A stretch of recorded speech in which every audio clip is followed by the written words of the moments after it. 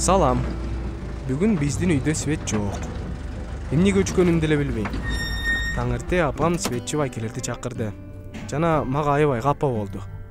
Анын себеби бар. Азыр баарын айтып берем.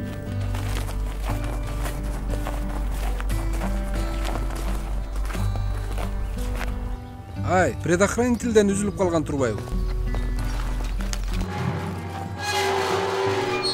Баса, менин атым Амир.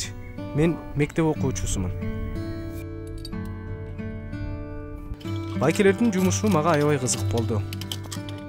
Андыктан алардан көздү албай карап турдум. Эшикте бир аз туруп үшүп кеттим. Телефонум дагы өчүп калган.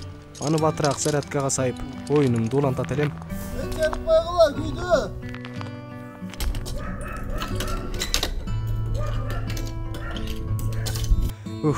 Болушпайбы? Байке, эмне үчүн бизде свет өчүп калды? Силердин үйдө электр энергиясын ашыкча колдонуу болуп жатыптыр. Ошондон улам бизде бул жакта коюлган жучоктор үзүлүп калып жатат. Ашыкча эмне пайдаландыңар эле?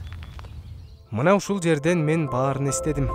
Специалисты рекомендуют не использовать обогревательные приборы с 7 до 9 утра, но призывают использовать альтернативные способы отопления жилых помещений.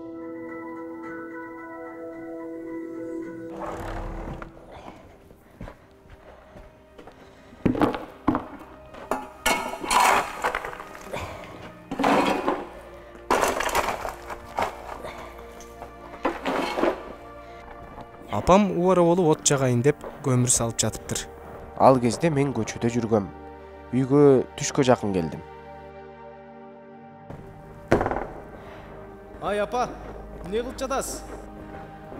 Ой, үй муздап кетти, от жаксаң боло.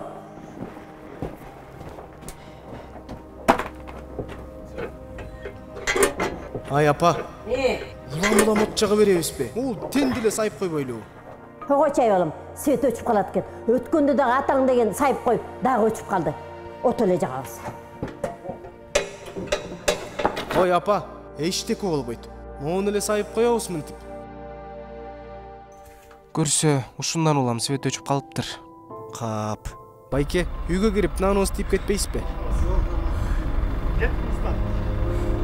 Бирок байкелер үйгө кирген жок. Жада калса, наныбыз тийгенге дагы убактысы жок экен. Шашып дагы бир үйгө жөнөштү. Мен үчүн бул окуя жакшы сабак болду. Электр жарыгын үнөмдөө ар бир үйдөн башталат экен.